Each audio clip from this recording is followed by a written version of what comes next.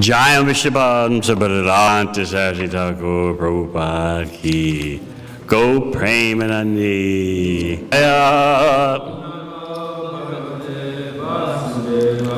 Om Namo Bhagavate Vasudevaya.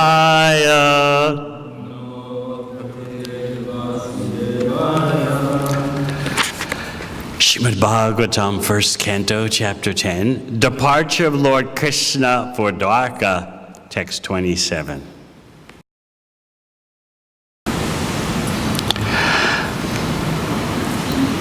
Aho bhattaswaya sastiraskari yasaskari bhuva Pasyanti nityam yadanugaheshitam Smitavalokam swapatim smayat praja Aho bhattaswaya sastaraskari Kushastali punya yasaskari bhuva Pasyanti nityam yadanugaheshitam Smitavalokam swapatim smayat praja Aho bhattaswaya sastaraskari Kushastali punya yasaskari bhuva Pasyanti nityam yadanugaheshitam Smitavalokam swapatim smayat praja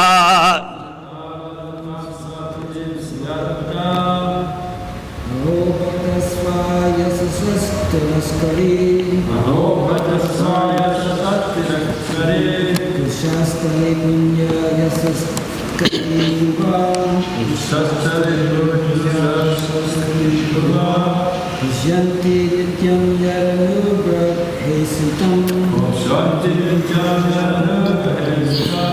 Smitavalokam swapatim smayat praja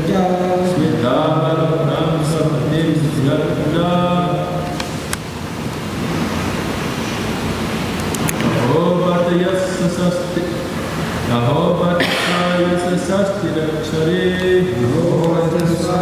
sastiraskari Kushastali punya yasaskari bhuva Pasyanti nityam yadanugaheshitam Smitavalokam swapatim smayat praja Aho bhattaswaya sastiraskari Kushastali punya yasaskari bhuva Pasyanti nityam yadanugaheshitam Smitavalokam swapatim smayat praja Vaishnavis. Aho bhatta. How wonderful this is. Swa yasasa. The glories of the heavenly planets. Tadaskari. That which defeats. Kushastali. Dwarka. Punya. Virtue. Yasaskari, famous, Bhuva, the planet Earth, Pasyanti, see, Nityam, constantly, Yat, that which, Anugraha Ishyatam, to bestow benediction, Smita Avalokam, glance with the favor of sweet smiling, Swapatim, unto the soul of the living being, Krishna. Sma, used to. Yat praja, the inhabitants of the place. Translation: undoubtedly, it is wonderful that Dwarka has defeated the glories of the heavenly planets and has enhanced the celebrity of the earth. The inhabitants of Dwarka are always seeing the soul of all living beings, Krishna, in his loving feature. He glances at them and favors them with sweet smiles. Purport: the heavenly planets are inhabited by demigods like Indra, Chandra, Varuna, and Vayu, and the pious souls reach there after performance of many virtuous acts on earth. Modern scientists agree that the timing arrangement in higher planetary systems is different from that of the earth. Thus it is understood from the revealed scriptures that the duration of life there is 10,000 years by our calculation. 6 months on earth is equal to 1 day on the heavenly planets. Facilities of enjoyment are also similarly enhanced, and the beauty of the inhabitants is legendary. Common men on the earth are very much fond of reaching the heavenly planets because they have heard that comforts of life are far greater there than on the earth. They are now trying to reach the moon by spacecraft. Considering all this, the heavenly planets are more celebrated than the earth. But the celebrity of earth has defeated that of the heavenly planets because of Dwarka, where Lord Krishna reigned as king. 3 places, namely Vrindavan, Mathura, and Dwarka, are more important than the famous planets within the universe. These places are perpetually sanctified because whenever the Lord descends on earth, he displays his transcendental activities, particularly in these 3 places. They are perpetually the holy lands of the Lord, and the inhabitants still take advantage of the holy places, even though the Lord is now out of their sight. The Lord is the soul of all living beings, and he desires always to have all the living beings in their swarupa, in their constitutional position, to participate in transcendental life in his association. His attractive features and sweet smiles go deep into the heart of everyone. And once it is so done, the living being is admitted into the kingdom of God, from which no one returns. This is confirmed in the Bhagavad Gita. The heavenly planets may be very famous for offering better facilities of material enjoyment. But as we learn from the Bhagavad Gita, one has to come back again to the earth planet as soon as the acquired virtue is finished. Dwarka is certainly more important than the heavenly planets, because whoever has been favored with the smiling glance of the Lord shall never come back again to this rotten earth, which is certified by the Lord himself as a place of misery. Not only this earth, but also all the planets of the universes are places of misery, because in none of the planets within the universe is there eternal life, eternal bliss, and eternal knowledge. Any person engaged in the devotional service of the Lord is recommended to live in one of the above-mentioned 3 places, namely Dwarka, Mathura, or Vrindavana. Because devotional service in these 3 places is magnified, those who go there to follow the principles in terms of instructions imparted in the revealed scriptures surely achieve the same result as obtained during the presence of Lord Sri Krishna. His abode and he himself are identical, and a pure devotee, under the guidance of another experienced devotee, can obtain all the results, even at present. Translation again. Undoubtedly, it is wonderful that Dwarka has defeated the glories of the heavenly planets and has enhanced the celebrity of the earth. The inhabitants of Dwarka are always seeing the soul of all living beings, Krishna, in his loving features. He glances at them and favors them with sweet smiles. Om Gyanachimidandasya Gyananjana Shalakaya Chakshurmilitang Yena Tasmai Shri Gurave Namaha. Jai Shri Krishna Chaitanya Prabhu Nityananda Shri Advaita Gadadhara Shri Vasadi Gaura Bhaktavrinda. Hare Krishna, Krishna Krishna, Hare Hare, Hare Rama, Rama Rama, Hare Hare. Does Dwarka really compare in any way to the heavenly planets? Of course not. But as a way of speaking, you need some yardstick, some way to compare, just so you can make your point. How glorious is Dwarka? Compared to what?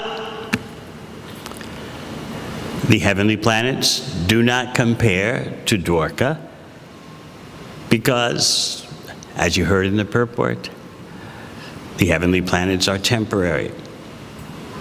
Still, for an intelligent materialist, the heavenly planets are a desirable destination for an intelligent materialist. Actually, it is a great compliment to call someone a materialist today. A materialist implies, the appellation implies that they know how to live material life for the maximum result. But that is not the case in Kali Yuga. Even to accrue material benefit is a great mystery. You can see that human beings, economically, politically, environmentally, are destroying themselves. Yet we want to call them materialists. The term implies some expertise in living material life.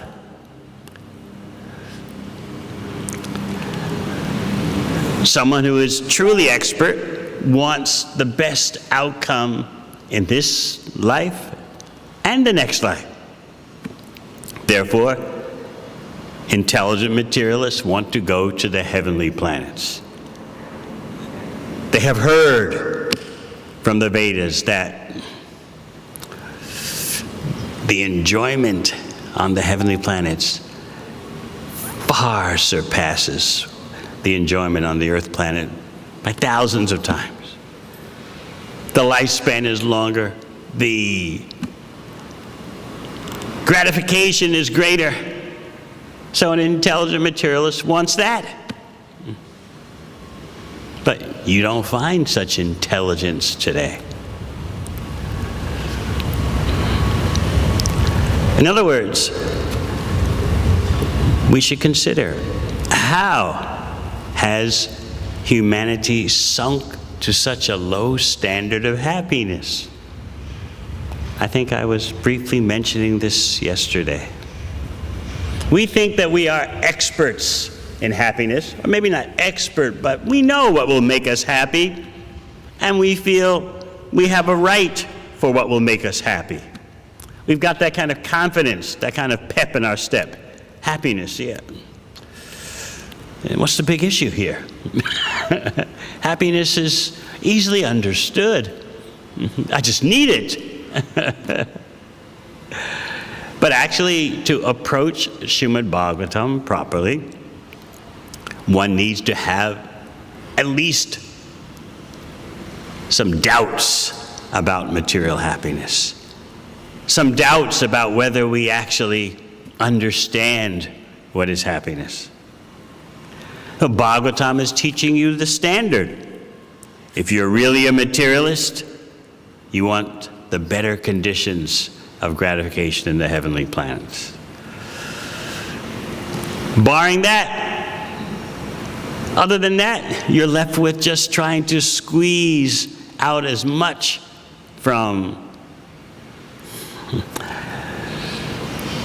this third-class planet as much as you can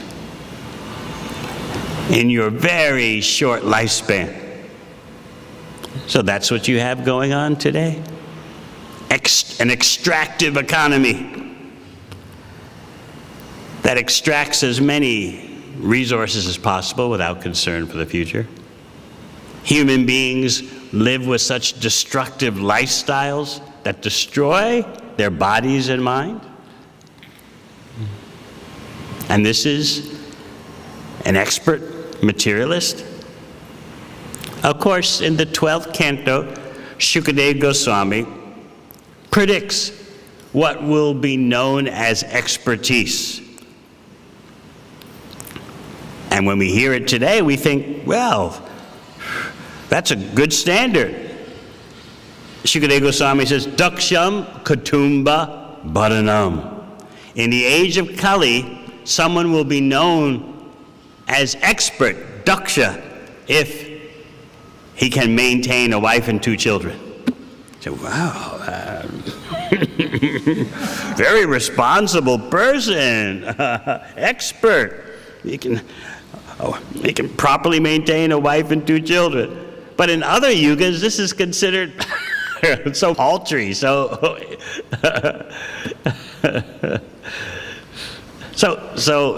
insignificant as a symptom of expertise. But we have sunk to such a low level, a low standard of happiness and understanding what is expertise, that indeed, if someone can keep a small household together, we think very successful, very responsible, great abilities. So everything depends on your perspective. Everything is in relation to something else. So the question is, why have we sunk to such a low conception of happiness? Therefore, we need a proper perspective, and we're getting that in these statements by the ladies of Hastinapur, who are up on the roof talking as Krishna is departing for Dwarka. Text 20 tells us that this talk was more attractive than the hymns of the Vedas. So they've glorified Mathura in yesterday's verse, and of course the Mathura Mandala includes Vrindavan, and now they're glorifying Dwarka. So they basically glorified 3 of the 3 eternal abodes of the Lord: Vrindavan, Mathura, and Dwarka. So in today's verse, they're focusing on Dwarka. Dwarka has defeated the glories of the heavenly planets and has enhanced the celebrity of the earth. Still, there is, as we said, no comparison between the heavenly planets and Dwarkadam. But it's a way of, they're saying this is a way of adding prestige to Dwarka. Because you have to have some yardstick, some measure in order to make a comparison.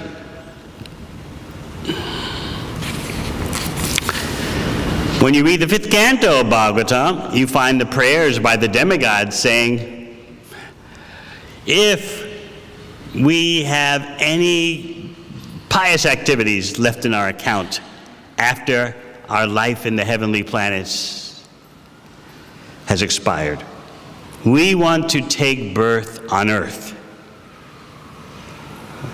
And particularly, we want to take birth in Bharat, because there, the opportunities for self-realization are much more present. So the demigods in the 5th canto describe their life in the heavenly planets. They say, the gratification in the heavenly planets where we are is so intense, how will we ever make spiritual advancement?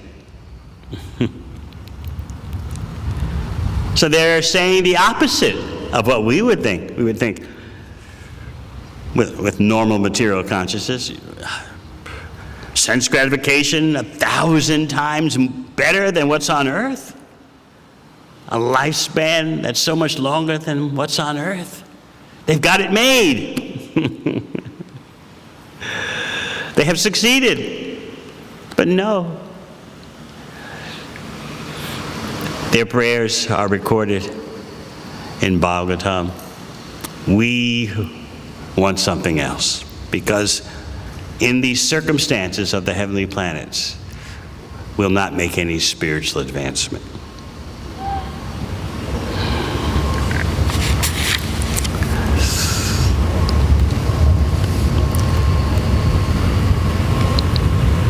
The inhabitants of Dwarka are always seeing the soul of all living beings, Krishna, in his loving feature. He glances at them and favors them with sweet smiles. So in the purport we hear that his attractive features and sweet smiles go deep into the heart of everyone. And once it is so done, once the attractive features and sweet smiles go deep into the heart, the living being is admitted into the kingdom of God from which no one returns. This is confirmed in Bhagavad Gita. Devotional service is the way to attract Krishna's sweet smiles and attractive features being showered upon us. That is the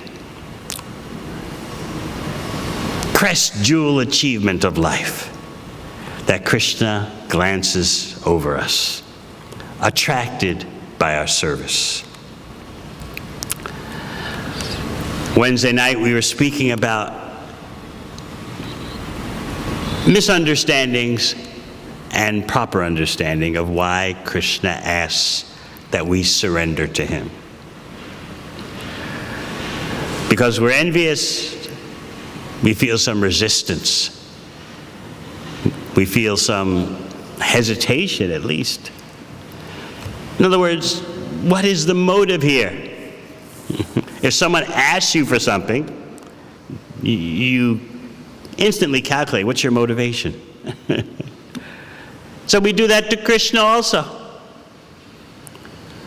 consciously or unconsciously. Why is there this demand, this instruction, surrender to me? So we discussed Wednesday night how it's this request that you surrender to him is just a natural outgrowth of Krishna's unlimitedness. Because he's unlimited, he wants that there be unlimited devotees. It's not that he's saying surrender to me because he's some kind of cosmic enforcer.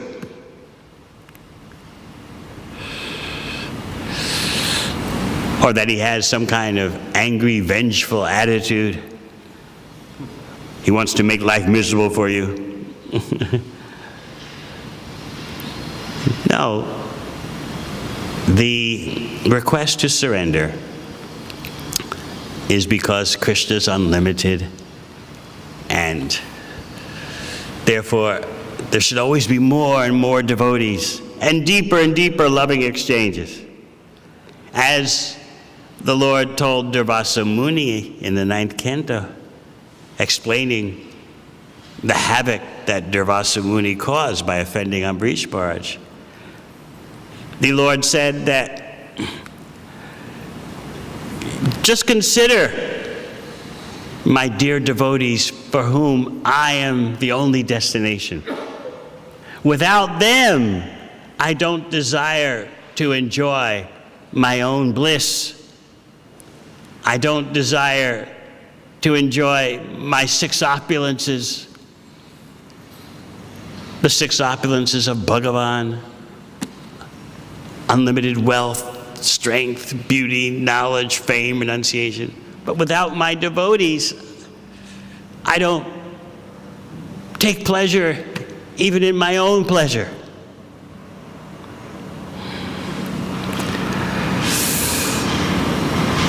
Of course, everyone and everything is Krishna's energy. So he is always self-sufficient in all respects. But he desires to taste the bliss of loving relationships with his devotees. The Lord has, as his Sarup, is his Satchidananda, constitutional nature of eternity, knowledge, and bliss. But he wants to taste the Sarup of his parts and parcels.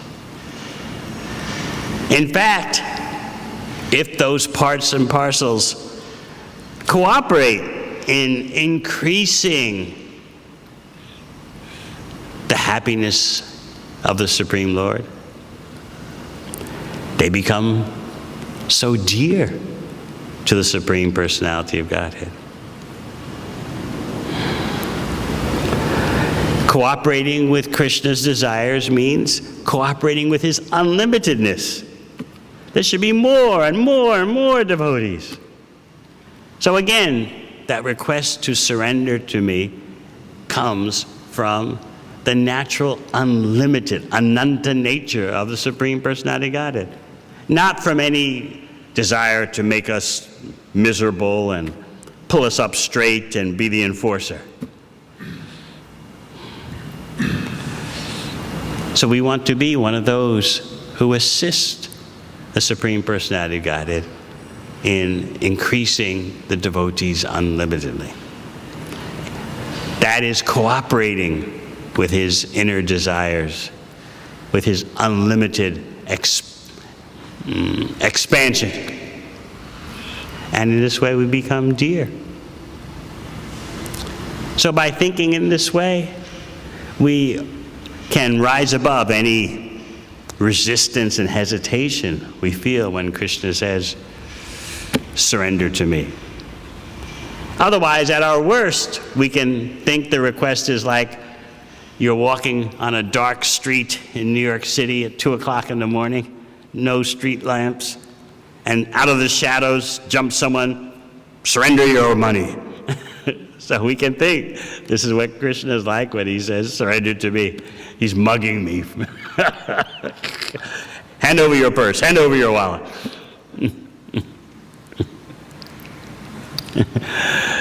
Guru Prasad Maharaj was telling me how years ago, before the neighborhood around here changed, he was coming back from Harinam on the subway.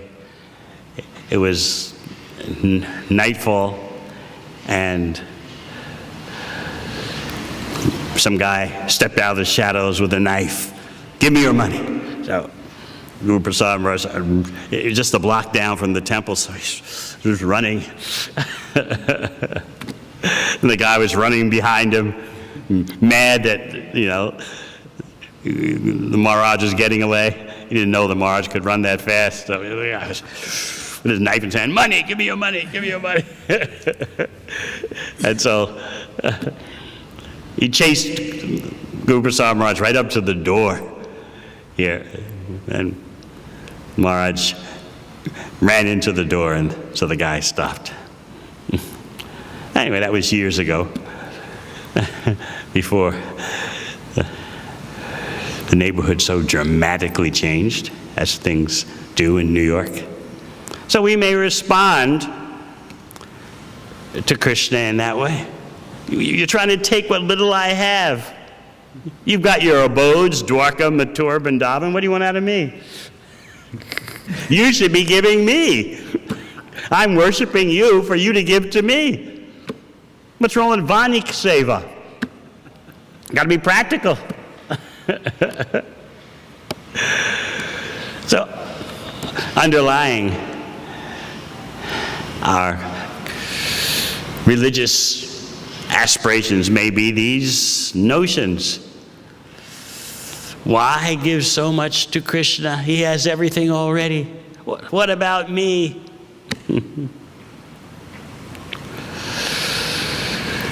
So if we understand how the Supreme Lord is unlimited, and therefore due to that unlimitedness, naturally there's always this expansion going on. More devotees, more service, more glorification. And we benefit from that.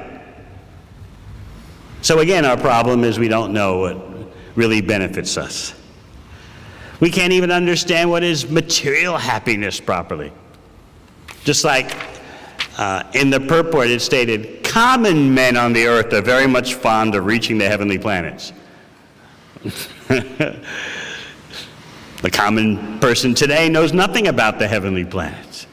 Just whatever you got right now, squeeze as much as you can out of it.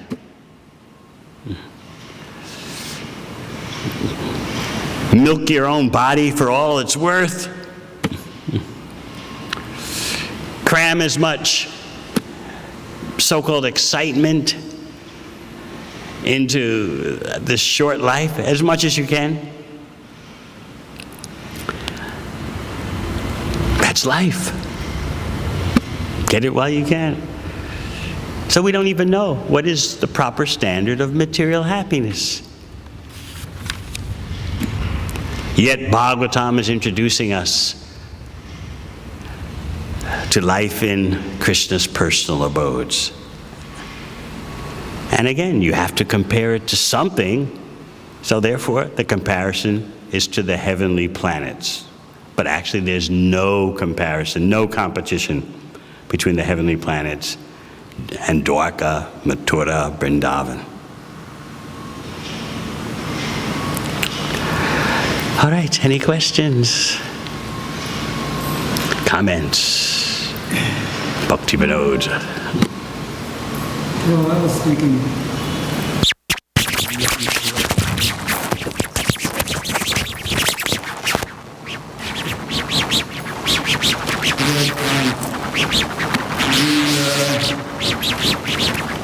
the scenario is really tentative in terms of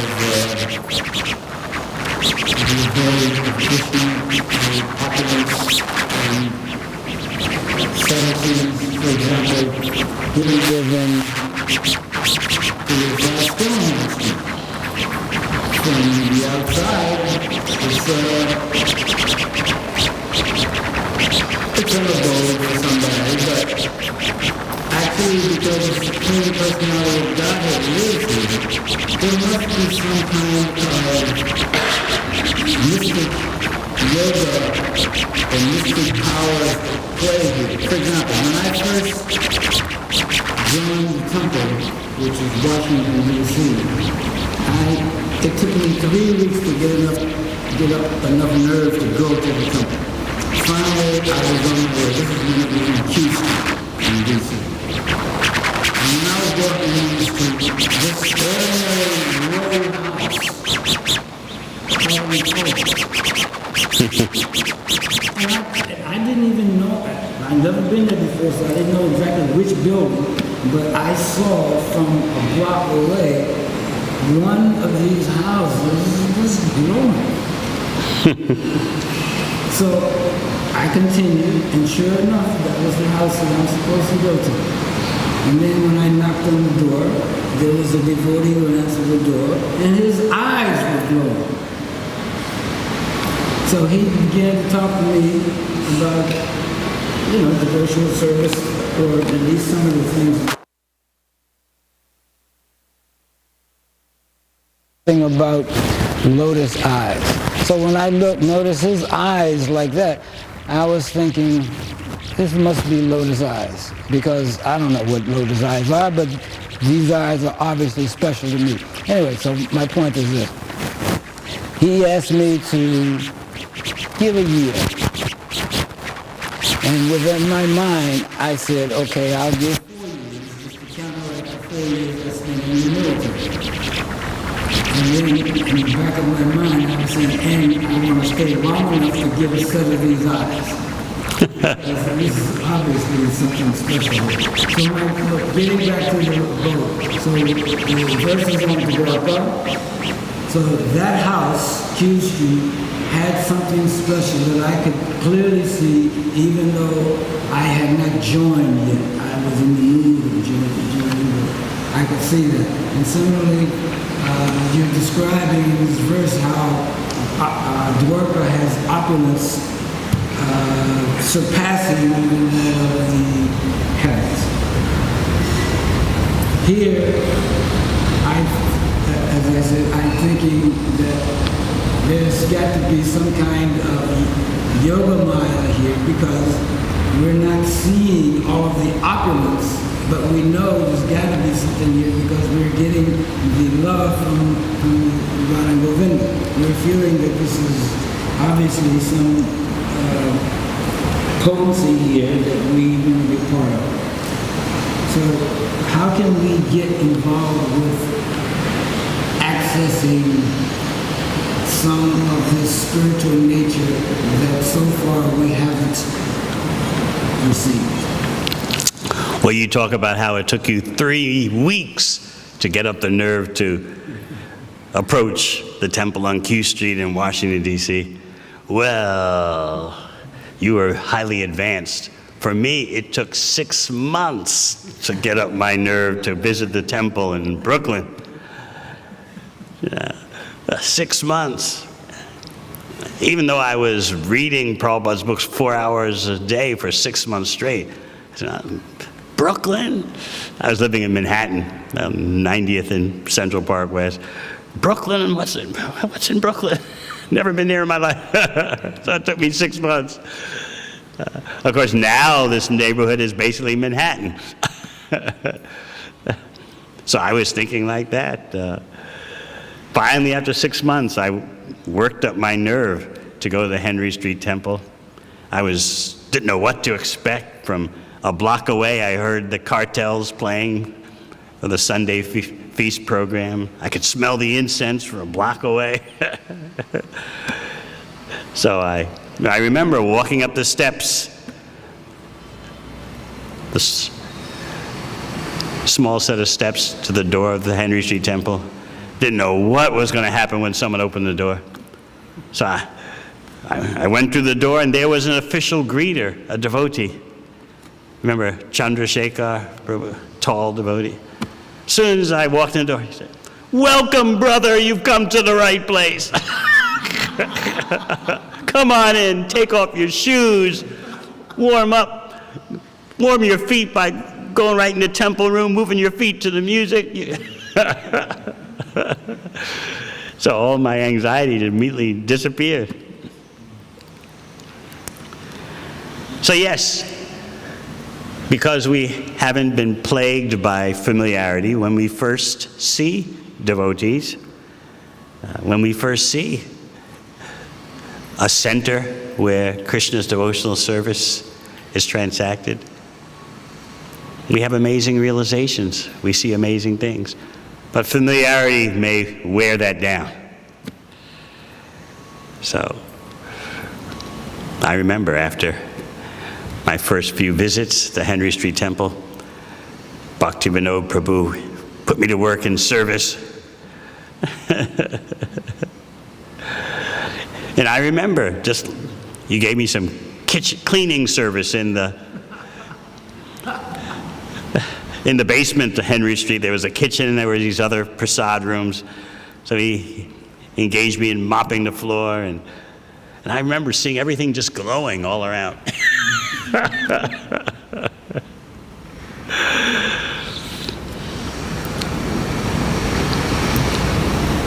Where Krishna is the supreme enjoyer, you don't have the material world. So that means in a temple, if Krishna is the enjoyer of all activities, you're not in the material world. In fact, when Prabhupada came to Melbourne, Australia, he told them, because all the activities here are for Krishna's pleasure. And when you think that you want to do what's best for Krishna's pleasure, you're living in Vaikuntha. Actually, you're living in Goloka Vrindavan. Of course, that's something to be realized. Anything else? Yes. Maharaj, you are telling in the class material happiness, and we try to get every drop of it. It will make me a materialist. But I see devotion for myself also.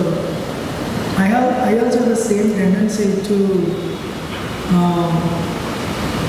enjoy the senses. Somewhere I read, giving up sense enjoyment is a myth. It's not easy to give it up. So in what way, how will this enjoyment attitude go away? By sacrificing for Krishna's pleasure.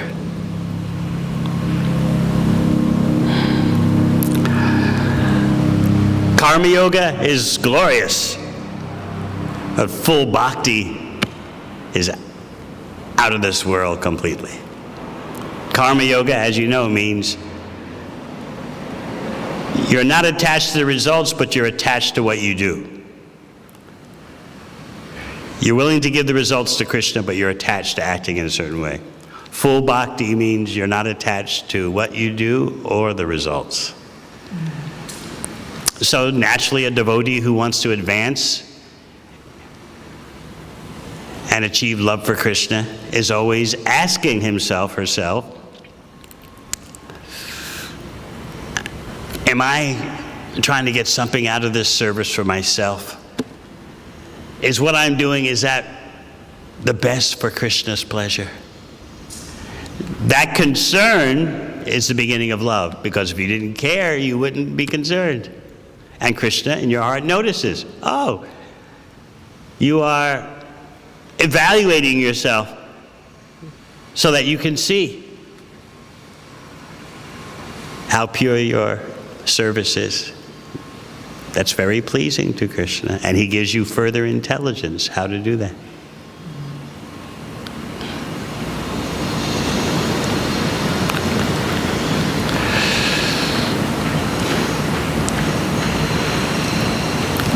Sometimes we know the philosophy, but when it comes to that point, the senses are so strong. Maybe it's prasad, still the desire to enjoy is so high. Yes, we have to have a vigilant attitude, like when you're dealing with a disease. And this is our career. Our real career is dealing with our attitude of imitating the Purusha. It's a lifetime career. What's wrong with spending a whole life learning how to properly situate ourselves as energy enjoyed by Krishna? Their business, franchises, this and that. Why can't we spend a whole life to advance in devotional purity? But there's something about us that says, right now I have to attain everything, otherwise what's the use? We're very impatient because it's the age of Kali. But for economic, political affairs, for someone to spend their whole life rising up, people think, oh, it's all worth it, just very laudable. I'm sure you can think of so many examples like that. In Australia, there was one airline CEO, Virgin Australia Airlines. He started off as an immigrant to Australia from Italy when he was 20. And his first job he got in Australia was, this is before email. He's working in the mailroom for another airlines, Qantas Airlines. Just sticking mail into the appropriate slot for this executive, that executive. That was his job. By the time he was 50, he became a top-ranking executive for the airlines. And by the time he was 60, he became CEO of the rival airlines. So you would think, very successful. It's all worth it. He was patient, he was determined. Makes sense. But if we ask for a lifetime commitment to bhakti,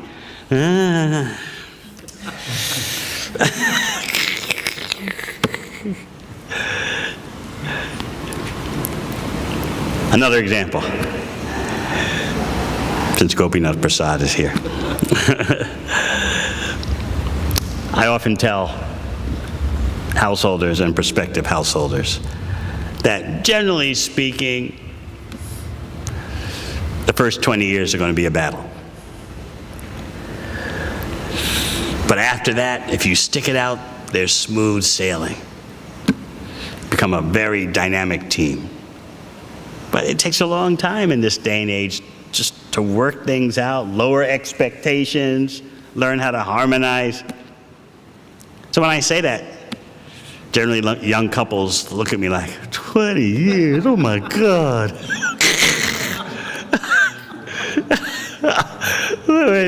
Come on, you know. I was talking once with Bhattahari Prabhu's wife, Kosharupa Devi, and they've been married into their 30, they've long passed the 30-year mark. So I was telling her about a UN study that the UN spent $17 million researching all over the world why marriages all over the world were failing. And the conclusion of their research was that the problem comes from too high expectations. So I was telling that to Kosharupa Devi. She said, well, they could have given me the 17 million and I could have told them that.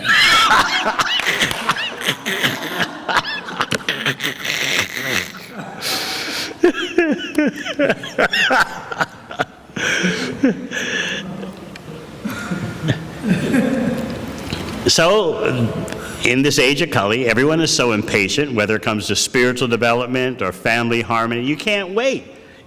Whatever is supposed to happen has to happen now, or what's the most you can wait? Like 4 years, just like to get your undergraduate degree. 4 years. Okay, that's really sacrificing for the future. 4 years. It's like Bhaktivinoda Prabhu was saying, I spent 4 years in the army, okay, I'll give it 4 years. That's like the max these days, you know. After that, you want the payoff. So yes, we are severely afflicted with impatience due to the nature of this age of Kali.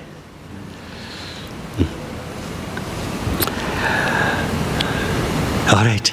Thank you very much. Hare Krishna. Wish Prabhupada.